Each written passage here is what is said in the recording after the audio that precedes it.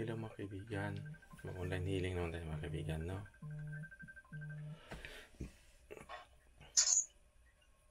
Hello.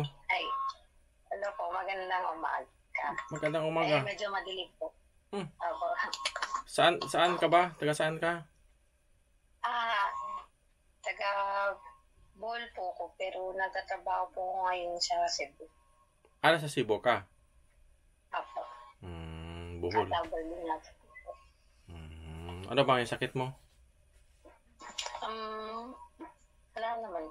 Wala? Pero may nafe-feel lang po kung parang mabigat na nararamdaman. Parang minsan po nakaka-ano po ng katawan. Like, sumasakit po buong katawan ko tsaka ulo ko. Tapos yung mga anak ko po parang nagkasalitan lang po silang magkakasakit. Parang ganun. Ano nga yung mahaba sa'yo? Yung hililiit? Opo. Kaliwa ba yun? Kanan, no? Yung right side po. Yun ang mahaba. Right side ba? Yun ang mataas. Opo. Opo. Kulam kasi yan. Kulam ng tao pala. Kulam ng tao. Bakit wala kang ilaw dyan? Mahina po yung ilaw ng po. Nasa boarding house. Sige. Yung mga anak mo nandyan din? Nasa Bohol po kasi sila. Malayo. Akala ko kasama mo. Wala pong magbabantay pag nandito. Ako lang po yung mag-isa. Ganon. Sige.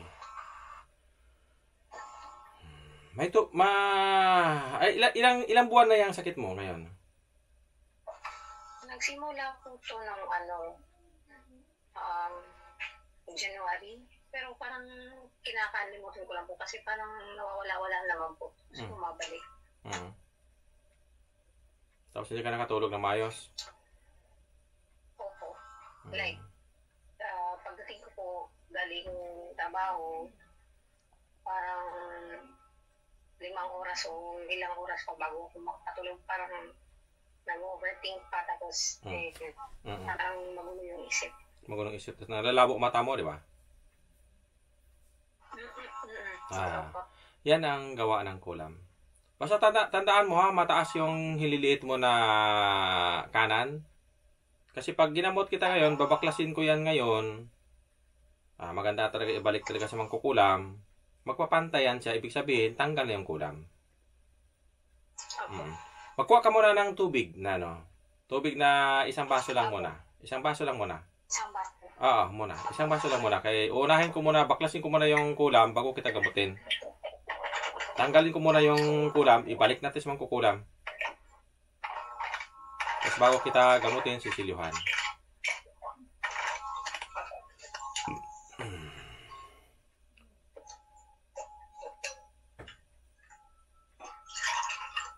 Yung tama-tama mo lang mainom ngayon. Yung tama-tama mo lang mainom ngayon. Okay na?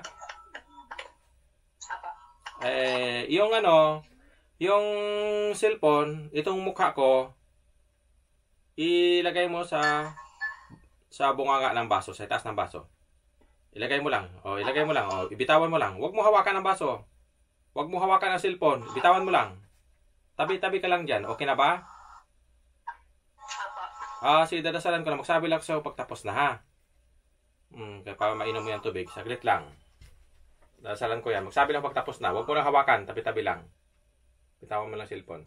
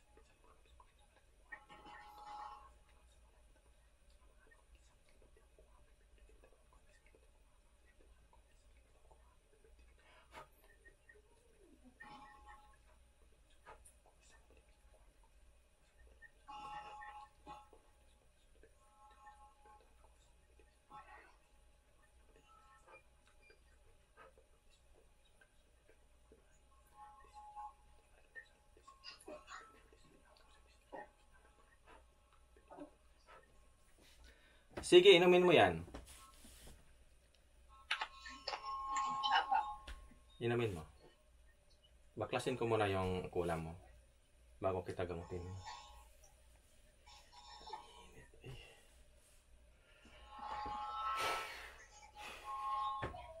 Oh, naubos. Naubos mo na? Makita ko kasi yung kulam eh. Makita ko sa mukha mo, sa katawan mo, makikita ko yan. Bali, tinakpan ka ng mga black magic, makikita ko sa katawan ng tao.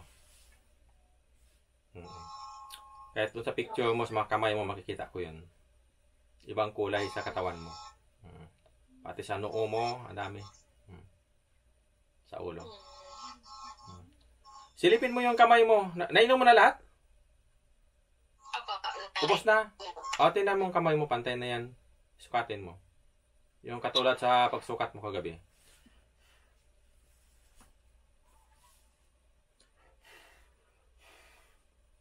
Okay na? Pantay na?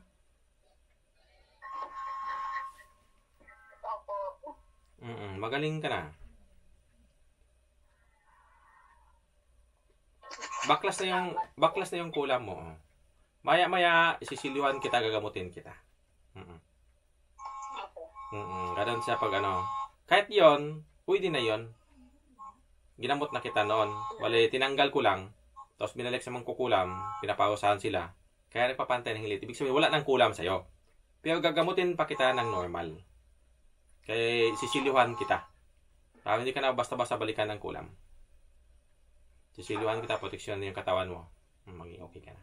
Kahit ngayon, magaling ka na eh. Wala na yung kulam eh. Bumalik na sa kanila yun eh. Pero sisiliwan pa rin kita. Para mas maganda. Tapos yung tubig mo, ibibless ko din yan. Kaya para may mainom ka, linisin yung katawan mo. Tubig saka yung oil. Yung marami ha? Sige, saglit lang ha.